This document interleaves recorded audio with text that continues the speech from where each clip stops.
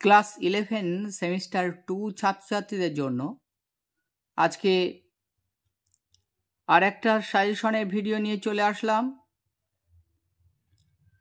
আজকে তোমাদের জন্য আমি নিয়ে আসলাম ইতিহাসের সাজেশন 2026 সালের জন্য।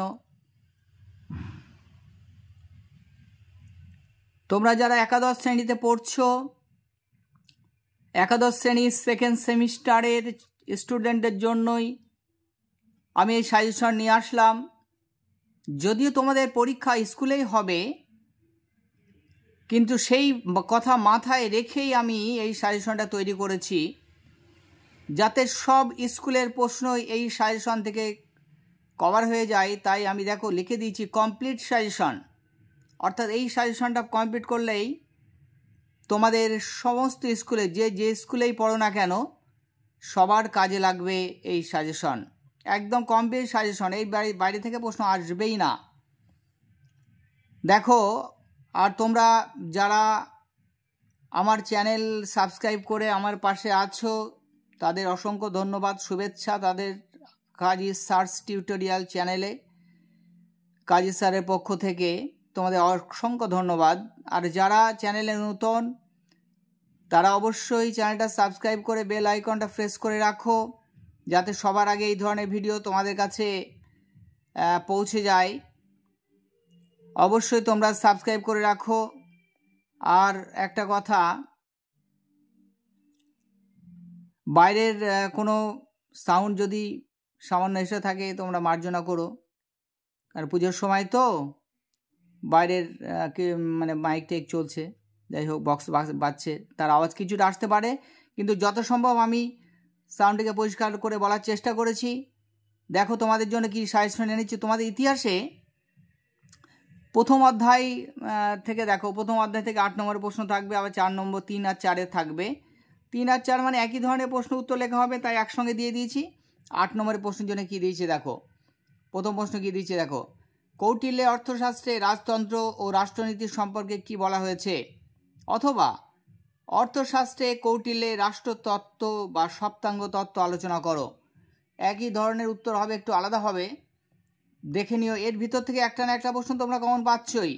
অথবা দিয়ে কী দিয়েছি দেখো, আরও অর্থশাস্ত্রে রাজার ক্ষমতা, গুণাবলী এবং কার্যাবলী সম্পর্কে কি বলা হয়েছে।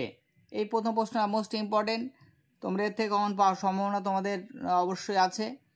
দেখো 2 প্রশ্নটা কি দিয়েছি, জিয়াউদ্দিন বারুনি বর্ণিত সুলতানি যুগের নরপতিদের আদর্শ কি ছিল। সুলতানি শাসন কি ধর্মাশ্রয়ী ছিল, মোস্ট ইম্পর্টেন্ট কিন্তু। অথবা সুলতানি রাষ্ট্রের প্রকৃতি আলোচনা করো, একই উত্তর হবে। এটা প্রকৃতি বললে ওইগুলো আলোচনা করতে হবে। নেক্সট দেখো, আধুনিক চিন্তাবিদ হিসেবে নিকোলো ম্যাকিয়াভেলির রাষ্ট্রচিন্তা ব্যাখ্যা করো। ভেরি ভেরি ইম্পর্টেন্ট প্রশ্ন, এইটাও তোমরা দেখতে পারো। পরের প্রশ্ন দেখো, নব্য রাজতন্ত্র টমাস ক্রমওয়েলের অবদান। নেক্সট দেখো, প্রশাসনিক কাজ পরিচালনায় স্যাট্রাপ ও ম্যান্ডারিনদের ভূমিকা, কিরূপ ভূমিকা ছিল, মোস্ট ইম্পর্টেন্ট। এর ভিতরেও 5খানা প্রশ্ন দিয়েছি, এর ভিতরেও আমি 3টে প্রশ্ন স্টার দিয়ে দিচ্ছি, ওর ভিতরে আসবে তোমাদের আশা করি। স্যাট্রাপ ম্যান্ডারিন তো আসবেই, অর্থশাস্ত্র থেকেও প্রশ্ন থাকবে। আর ওই যে সুলতানি রাষ্ট্র কি শাসন কি ধর্মাশ্রয়ী ছিল, ওটা ইম্পর্টেন্ট। দেখো 3 আর 4 জন্য কি দিয়েছি। তবে যে প্রশ্নগুলো আমি দিলাম 8 জন্য, ওর ভিতর থেকেও 3, 4 আসতে পারে, তখন একটু সংক্ষিপ্ত করে লিখবে। দেখো ক্লাস 11-এ তোমাদের হয়তো অনেকেই টিউশন পড়ো না বা কিছু, তাদের জন্য এই সাজেশনটা খুবই কার্যকরী, তারা এটা দেখে যাবে অবশ্যই। আর সবার জন্যই, যে যেখানে টিউশনে পড়লেও আমি যা প্রশ্ন দিয়েছি এর বাইরে প্রশ্ন হবে না, এটা অবশ্যই তোমাদের দেখে যেতে হবে। দেখো 3, 4 নম্বরের জন্য কি দিয়েছি, কৌটিল্যের অর্থশাস্ত্রে বর্ণিত মণ্ডল তত্ত্ব আলোচনা করো, মোস্ট ইম্পর্টেন্ট। পরের প্রশ্ন দেখো, মনসবদারি ব্যবস্থা কি, এর বৈশিষ্ট্যগুলো আলোচনা করো, আসবেই। ব্যবস্থা আলোচনা করো, এর মনসবদারি ব্যবস্থা ত্রুটি, গুরুত্ব বা ফলাফল, এটা দেখে রাখবে কোনটা আসতে পারে, বৈশিষ্ট্য বা গুরুত্ব ফলাফল আসতে পারে, ত্রুটিও আসতে পারে। দেখো অর্থশাস্ত্রের মূল বিষয়বস্তু কী ছিল, এটা পড়ে রেখো। প্রশ্ন যা দিচ্ছি তোমাদের এর বাইরে থেকে প্রশ্ন হওয়ার সম্ভাবনা নেই, হবে না, সব কমন আসবে। অবশ্যই তোমরা এই সাজেশনটা কমপ্লিট করে গেলেই সব প্রশ্ন উত্তর পেয়ে যাবে। অনেক সময় আছে এখন, তোমাদের হাতে এখনও রয়েছে কিছুটা সময়, তাই অবশ্যই এই সাজেশনটা কমপ্লিট করে যাও, ব্যাস আর কিছু করা লাগবে না তোমাদের, একদম শিওর 100%-এর বেশি কমন পেয়ে যাবে আশা করছি।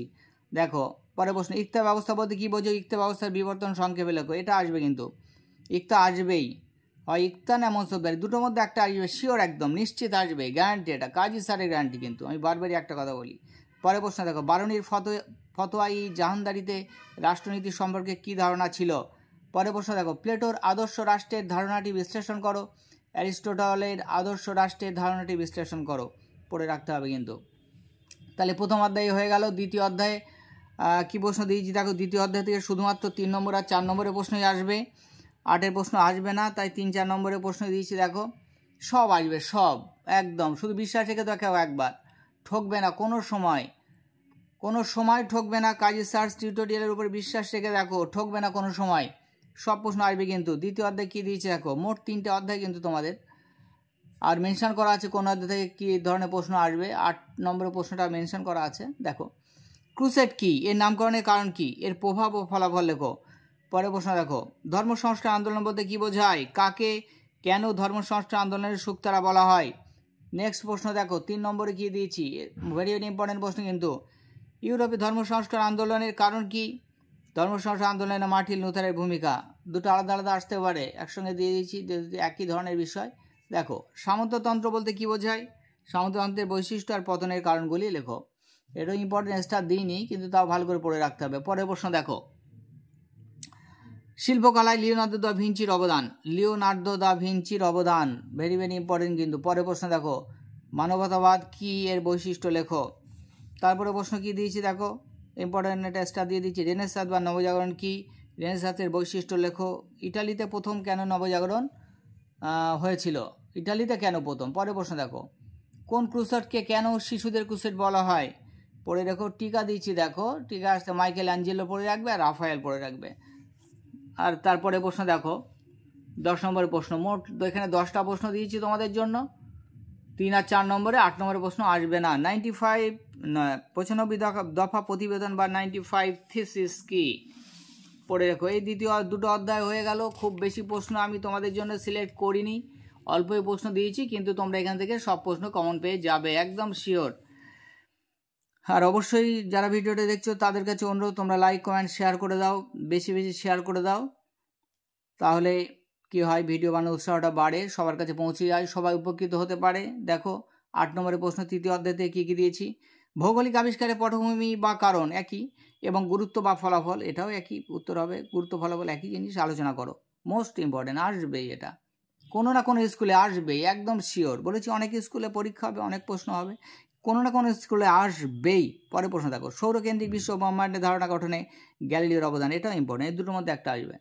পরে প্রশ্ন দেখো, এটা ইম্পর্টেন্ট, স্টার দেইনি কিন্তু ইম্পর্টেন্ট, কৃষিক্ষেত্রে প্রযুক্তিবিদ্যার অগ্রগতি ও ফলাফল ব্যাখ্যা করো, এটাও ইম্পর্টেন্ট কিন্তু। পরে প্রশ্ন দেখো, ইউরোপে মুদ্রণ বিপ্লবের পটভূমি বা গুরুত্ব আলোচনা করো, মুদ্রণ বিপ্লবের পটভূমি বা গুরুত্ব। পরে প্রশ্ন, ডাইনিবিদ্যা কি, এর উদ্দেশ্য বা কারণ, ডাইনি সন্দেহে মেয়েদেরই সবচেয়ে বেশি করে কেন হত্যা করা হয়, সেটা পড়ে রাখতে হবে, এটা পড়ে রেখো একটু। দেখো তারপরে 3 আর 4-এর জন্য কি দিয়েছি, এই তৃতীয় অধ্যায় থেকে 8 নম্বরে একটা প্রশ্ন আসবে আর 3-4 নম্বরে প্রশ্ন আসবে। দেখো 1 নম্বর হচ্ছে, জোহানেস কেপলারের 3টি সূত্র কি ছিল, ইম্পর্টেন্ট। পরের প্রশ্ন, প্রযুক্তি বিপ্লব সম্পর্কে যা জানো লেখো, প্রযুক্তি বিপ্লব সম্পর্কে যা জানো লেখো। বিপ্লবের বটা পড়েনি, এখানে একটু দিয়ে দিই, প্রযুক্তি বিপ্লব সম্পর্কে যা জানো লেখো। পরে প্রশ্ন দেখো, টিকা হিসেবে কি দিয়েছি, গুটেনবার্গ এবং তার ছাপাখানা, ইম্পর্টেন্ট। পরে প্রশ্ন কি দিয়েছি দেখো, মুদ্রণ বিপ্লব কি, মুদ্রণ বিপ্লবে আরবদের অবদান, ইম্পর্টেন্ট। দেখো জ্যোতির্বিদ্যা ও চর্চার ফলাফল ও প্রভাব আলোচনা করো, পরে দেখো। পরে দেখো, বিজ্ঞান বিপ্লব বলতে কী বোঝায়, ইম্পর্টেন্ট, অবশ্যই স্টার দিয়ে দিয়েছি দেখো। পরে প্রশ্ন, সৌরকেন্দ্রিক বিশ্বের চর্চায় কোপার্নিকাসের অবদান আলোচনা করো, পরে দেখো। পরে প্রশ্ন দেখো, মূল্য বিপ্লব কি। তারপর নেক্সট দেখো, পর্তুগালের সামরিক অভিযান, প্রিন্স হেনরির ভূমিকা, হ্যাঁ রাজকুমার হেনরির ভূমিকা পড়তে হবে। পরে দেখো, ভৌগোলিক আবিষ্কারের ক্ষেত্রে অবদান একটু পড়ে রেখো, এই দুটো, একটা হচ্ছে ভাস্কো ডা গামা এবং ক্রিস্টোফার কলম্বাস।